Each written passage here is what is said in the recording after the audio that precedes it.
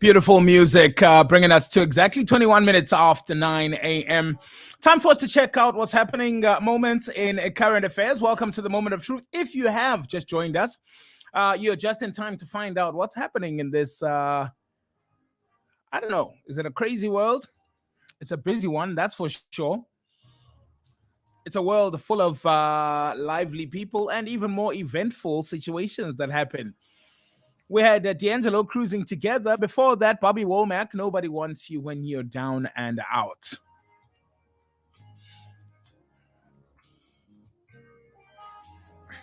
Find out what's going on.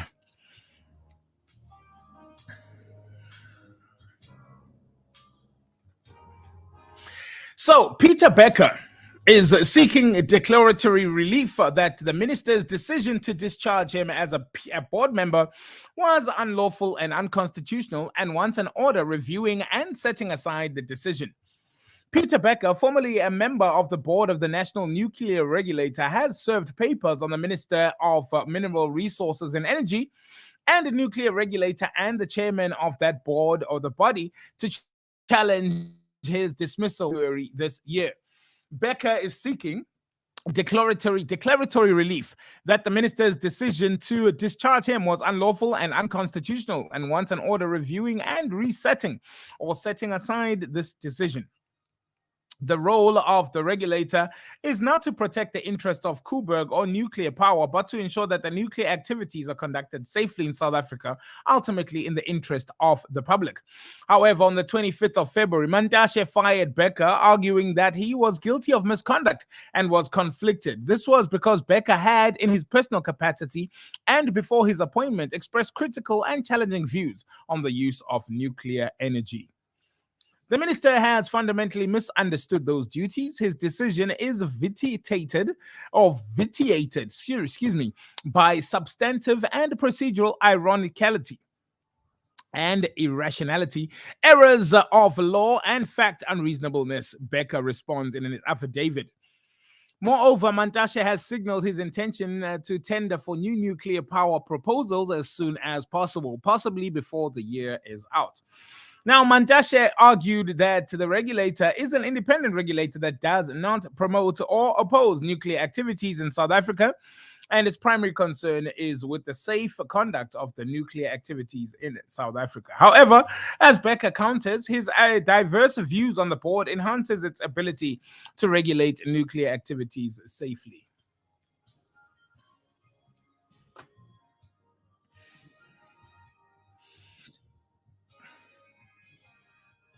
Sonia Mbele and Ayanda Ngwane assist KZN flood victims. Sonia wants to donate 5,000 liters of her premium 99% pure alkaline water, Alkamax, valued at 80,000 Rand. President Cyril Ramaphosa said on Monday evening, Cabinet had resolved to declare a national state of disaster to provide relief to KwaZulu-Natal and Eastern Cape, which has been extensively damaged by the floods. In a statement, the businesswoman said she will be distributing water on April 20 to rescue sites in affected areas in KZN, such as schools, community halls, and homes. She says, I've been going through it all. I know the good, the bad, and the storm. Giving is mine in my nature, and I've been giving in silence. When I get a gig, I would award the underprivileged, not because I'm rich, but because I know and understand poverty. I know what it feels like to lose everything, and I'd do anything to lend a hand where I can. She opted to be in KZN and not just send her water. She said, I'm a mother of 4 and all my children depend on me.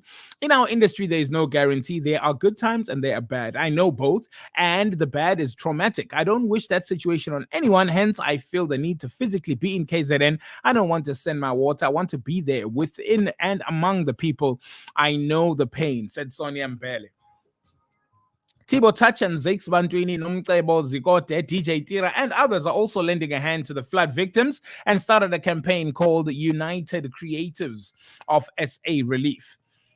None of us will manage the account, and instead we are talking to a church to assist us. The flood victims will have to go to the identified church and prove that they have been affected. This is the cry, the outcry has been heard, and this is some of the responses that those in the entertainment industry have decided to go and help along with. It's good to know that there are people going out of their way to assist the next man, woman, or child to make sure that they will always be good to go. Looking further at what is still going on right here in the Eastern Cape, the police have launched a manhunt for suspects who allegedly shot and killed a man and woman in Kamesh in the early hours morning of the 18th of April. South African Police Services Captain Sandra Janse van Rensburg said officers reported to a shooting at approximately 2:30 in the morning on Monday at a house in Kaba, Kamesh. The bodies of a man and woman were found lying at the front door. Both had been shot in the head. The deceased were identified as Isaac Moses, 63 years old, and Merlin Alkensteed, who was 59 years old. Now, the suspects are unknown at this stage, and the motive for the shooting is under investigation. Police are investigating 2 cases of murder. The police are requesting members of the public that have information that could lead to the arrest of the suspects to contact Detective Warrant Officer Hein Swanepoel, who is stationed at the Kamesh Police Station at 071 475 2294. Alternatively, tip-offs can be made anonymously via Crime Stop line at 08600 10 111.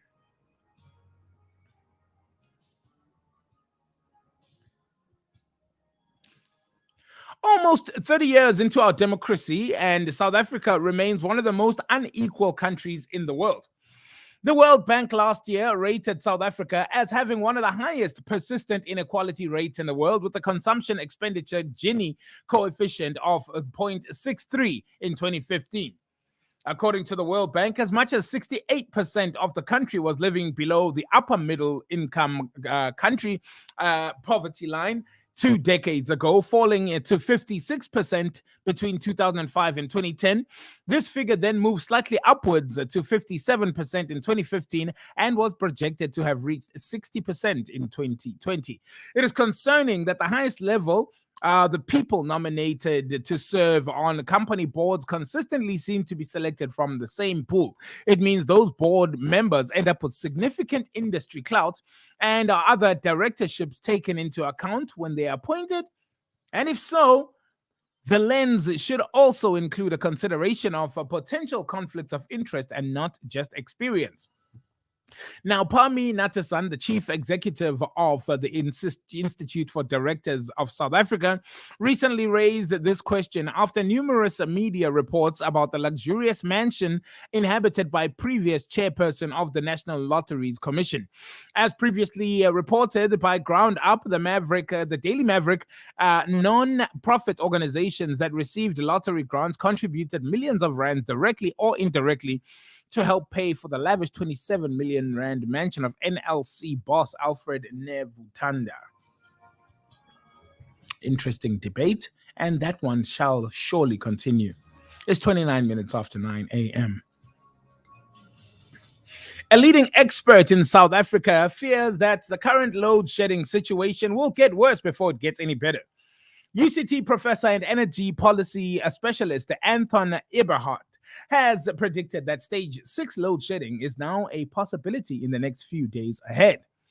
Eberhardt has forecast a rough week for South Africa and acknowledges a huge economic impact moving to stage 6 load shedding would have on the country. Earlier today, Eskom confirmed that we'd be moving to stage 4 load shedding for the rest of Tuesday. Cape Town, however, will remain at stage 3. The situation is beyond infuriating. KZN is trying to recover from the deadliest floods witnessed in decades, and yet has very little electricity to help with the salvage efforts. The threat of stage 6 load shedding only compounds the misery that is being felt deeply across the province. Meanwhile, businesses and economic ventures who have yet to survive 2 years of the COVID-19 measures are now being threatened by an increased frequency of load shedding. This is certainly getting out of hand.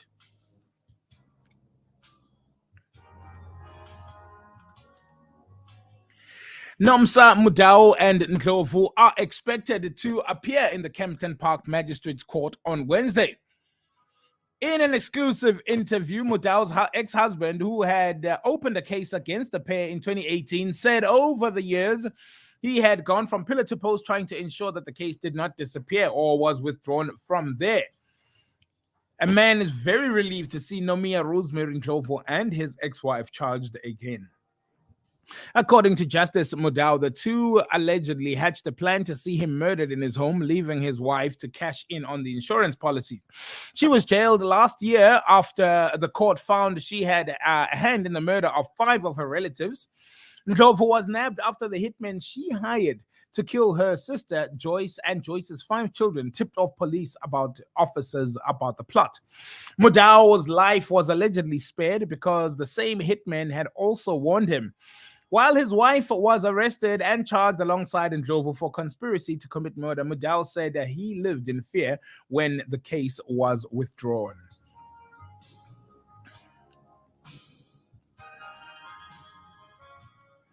For months now, the overcrowded 5-story Anlar Court building with at least 60 units on Catherine Road in Hillbrow, Johannesburg, hid an illegal operation allegedly used by a tenant, Bheki Sizwe Mpala, to produce fake documents for illegal immigrants at a fee. On Tuesday, plainclothes police pounced on him and his bachelor flat on the 5th floor, where he was preparing another batch of illicit documents. Police retrieved computers, printers, and other documents that Mpala, who works as a security guard, had allegedly used to help his customers. A resident had tipped off police about Mpala's business while they were conducting their Operation Okai Mulao. The police proceeded to that flat and found a 47-year-old Zimbabwean national. Upon the premises, police discovered documents that include more than 95 SAIDs, birth certificates, smart identity cards, passports, bank documents and statements, COVID-19 certificates, work permits, SAPS firearm license competency certificates, SASA cards, bank cards, and other essential documents. The suspect was immediately arrested and charged with fraud. There is a possibility that more charges will be added pending the investigation. Mpala appeared briefly in Hillbrow Magistrates Court on Tuesday facing charges of forgery. Mutsualedi told one of the news houses that he can confirm that a few of those documents have been confirmed to be on the National Population Register. The caretaker at Anlar Court said Mpala had lived there since January 2019, paying 3,200 Rand rent. He lived alone. He is a good tenant who's always humble and always paid his rent on time. Mpala's sister, who did not want to be identified, said her brother has been living in Hillbrow since 2008. During the court proceedings, Mpala was asked if he would find his own lawyer or seek to apply for representation via legal aid. Mpala, who seemed calm in court, indicated that he had no lawyer and would like to get one that would be paid for by the state. Finally, in not so nice news, according to the family, in a statement released on her official Facebook page, the 44-year-old singer has recently traveled to Germany for a performance and suffered a stroke while she was there. This is Ulira. South African pop, Afro pop, and soul singer Lira Mulapo has suffered a stroke, the family said, at 43 years old. She is currently undergoing treatment here in South Africa, led by the best medical team available. Her medical team has advised that her journey to recovery will require patience, and therefore it is unlikely that she will be able to perform in the short term.